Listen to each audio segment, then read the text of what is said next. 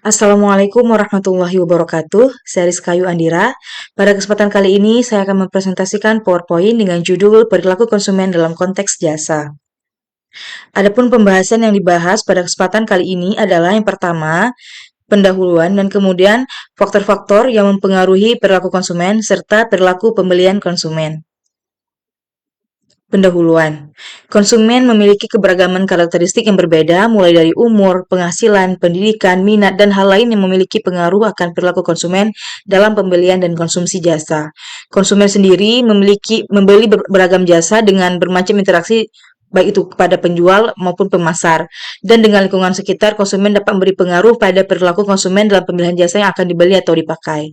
Dalam memutuskan pembelian produk atau jasa, konsumen pasti dipengaruhi oleh berbagai macam faktor, yaitu dengan mempertimbangkan produk atau jasa yang akan dibeli, kapan pembelian dilakukan, mengapa pembelian itu diperlukan, bagaimana melakukan pembelian tersebut, produk atau jasa apa yang akan dibeli, terus kepada siapa produk atau jasa ini dibeli. Jadi untuk memahami hal ini, maka pemasar itu perlu memahami yang namanya faktor-faktor dari perilaku konsumen yang berpengaruh terhadap keputusan pembelian konsumen. Nah, menurut Kotler dan Gary pada tahun 2008, mereka menyatakan bahwa karakteristik yang berpengaruh tersebut terdiri dari faktor budaya, sosial, pribadi, dan psikologis. Yang pertama, kita lanjut ke pembahasan faktor budaya. Menurut Sumarwan pada tahun 2004, dia menyatakan bahwa budaya akan mempengaruhi sikap dan perilaku konsumen yang menyangkut kesadaran akan diri sendiri, bahasa dan komunikasi, tampilan dan pakaian, makanan dan cara makan, waktu dan persepsi waktu, hubungan keluarga, hubungan organisasi dan hubungan pemerintah, norma dan nilai, sikap dan kepercayaan, mental dan proses belajar, serta rutinitas dalam bekerja. Pembelajaran terhadap budaya sendiri dapat dibedakan atas 3 pembelajaran. Yang pertama, pembelajaran formal namanya, di mana yang lebih tua dan dewasa dalam keluarga itu yang mengajari yang lebih muda.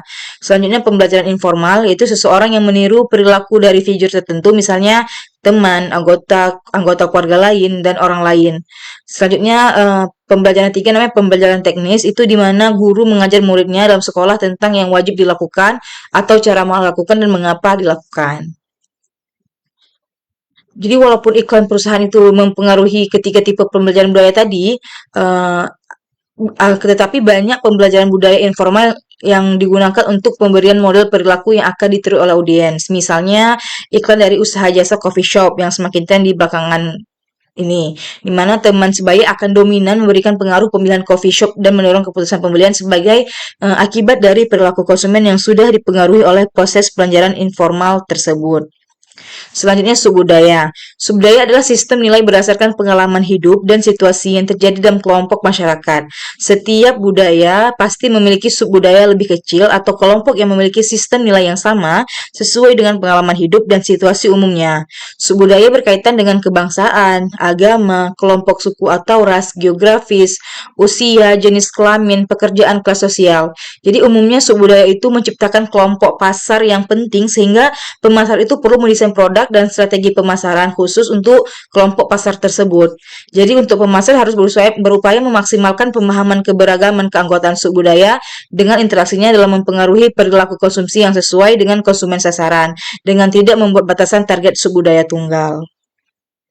Kita lanjut ke faktor yang kedua, yaitu faktor sosial. Jadi secara umum kelas sosial selalu dikaitkan dan diukur dengan status sosial sebagai penggolongan relatif dari anggota setiap kelas sosial. Ditinjau melalui segi faktor status tertentu seperti kekayaan, kekuasaan, dan martabat. Nah, dalam riset pasar, status sosial sering ditentukan melalui pendapatan keluarga, pekerjaan, dan pendidikan terakhir. Kategori kelas sosial umumnya disusun dalam jenjang mulai dari status terendah hingga tertinggi, sehingga masing-masing dari anggotanya itu merasa orang lain dari kelas sosial lain memiliki status lebih rendah atau lebih tinggi dari mereka. Jadi keanggotaan kelas sosial sering dipergunakan konsumen sebagai rujukan dalam pengembangan sikap dan perilakunya. Dengan pengembangan profil dari kelas sosial tadi konsumen, maka hal ini membantu si pemasar dalam mengembangkan strategi pemasarannya. Para anggota kelas sosial tertentu akan berbeda sudut pandangnya tentang sesuatu, baik itu tentang pakaian, mode, cara belanja, kebiasaan liburan, persepsi terhadap simpanan, pengeluaran dan kredit, kebiasaan berpakaian dan banyak hal yang berkaitan dengan kehidupan seseorang dalam kelas sosialnya. Contohnya nih misalnya dalam segi pemilihan hotel nih, jenis hotel. Hotel tidak berbintang maupun hotel berbintang 1 sampai dengan 5. Untuk saat liburan nanti pasti orang-orang yang berkelas sosial tinggi dia pasti akan memilih hotel yang memiliki bintang 5. Dan mereka merasa itu mendapat kepuasan tersendiri dari memesan hotel bintang 5 seperti itu. Jadi pemesanan hotel itu menunjukkan kelas sosial seorang konsumen. Selanjutnya, faktor sosial terdiri dari dimensi kelompok acuan, keluarga dan peran serta status sosial juga mempengaruhi perilaku pembelian konsumen. Kelompok acuan merupakan kelompok yang berpengaruh langsung atau tidak langsung pada sikap ataupun perilaku konsumen. Kelompok yang berpengaruh langsung adalah kelompok keanggotaan. Kelompok ini terdiri dari kelompok utama dan kelompok sekunder. Kelompok utama menunjukkan dengan siapa konsumen berinteraksi secara kontinu dan informal, seperti keluarga, teman, tetangga, dan rekan kerja.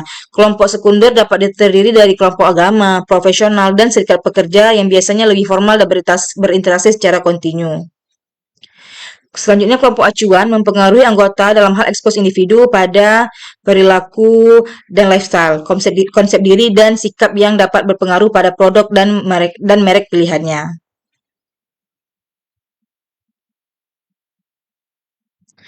Jika pengaruh kelompok acuan memiliki kekuatan tawar, maka pemasar harus memikirkan cara bagaimana untuk mempengaruhi pendapat pemimpin opini. Jadi, pemimpin opini ini adalah orang yang menasihati atau memberi informasi secara informal terkait dengan produk atau kelompok produk. Pendapat pemimpin opini ini umumnya lebih dipercaya, aktif dalam kegiatan sosial, merupakan pemakai dari kategori tersebut. Dan selanjutnya, keluarga adalah pihak dalam pembelian konsumen terpenting di masyarakat, dan anggota keluarga adalah bagian dari kelompok referensi utama yang berpengaruh dalam pembelian. Jadi terdapat 2 bagian berpengaruh dalam keluarga, yaitu keluarga orientasi dan keluarga prokreasi. Kalau keluarga orientasi itu terdiri dari orang tua dan saudara kandung yang berorientasi akan agama, politik dan ekonomi, dan ambisi pribadi, harga diri dan cinta. Sedangkan keluarga prokreasi merupakan pasangan individu tersebut dan anak-anaknya. Peran dan status, setiap orang berperan dan berinteraksi dalam berbagai kelompok ataupun komunitas, family club, organisasi, sebagai sumber informasi dan mengasosiasikannya dengan norma yang berlaku. Peran yang dijalankan merupakan tindakan yang akan dilakukan konsumen. Peranan ini akan terkait dengan status.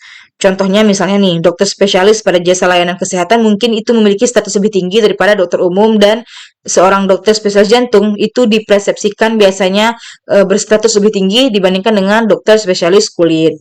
Jadi orang akan memilih produk atau jasa dengan berupaya produk atau jasa tersebut dapat menunjukkan dan menyampaikan peran dan status yang mereka inginkan pada masyarakat. Pemasar harus menyadari potensi simbol suatu status produk atau jasa dan merek yang dapat dikaitkan dengan peran dan status seseorang. Selanjutnya ada yang namanya faktor personal.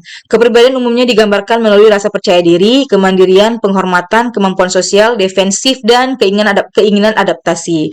Umumnya, merek memiliki kepribadian, di mana konsumen akan memilih merek cocok akan kepribadiannya. Konsumen umumnya melakukan pemilihan dan penggunaan merek sesuai dengan konsep diri atau kepribadian konsumen yang sebenarnya.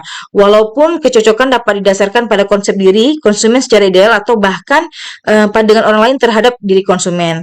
Dampak dari pandangan akan kepribadian dan konsep diri ini akan semakin jelas pada jenis produk untuk publik atau untuk konsumsi pribadi.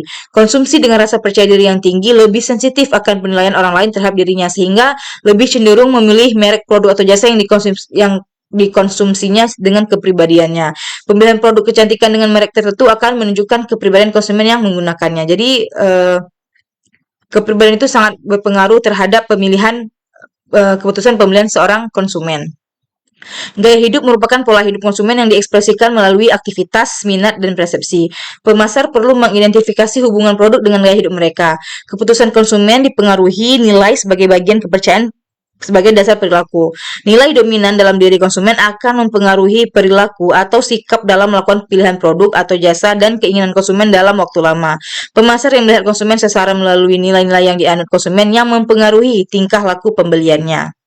Misalnya dalam hal desain hotel oleh jasa arsitektur atau interior desain. Nah, mungkin menemukan sebagian besar itu pengguna jasa atau pemilik hotel berorientasi pada kemewahan dan kelengkapan. Kemudian mengarahkan produk lainnya dengan lebih jelas pada gaya hidup konsumen yang akan menggunakan jasa hotel. Ada juga yang tidak lagi berorientasi pada kemewahan, namun lebih memasukkan nilai-nilai yang berhubungan dengan kepedulian terhadap lingkungan. Misalnya konsep hotel yang go green seperti itu. Nah, konsumen berupaya mempertahankan, memperbaiki, mengubah atau mengembangkan citra diri dengan membeli varian produk dan jasa, membeli pada toko yang sesuai dengan citra diri mereka, dan menghindari produk dan toko yang dirasa tidak relevan. Faktor yang terakhir adalah faktor psikologis. Jadi ada yang namanya itu motivasi. Konsumen memiliki beragam kebutuhan. Kebutuhan dapat bersifat biologis dan kebutuhan juga ada yang bersifat psikologis yang muncul dari kebutuhan akan pengakuan, penghargaan, atau kepemilikan.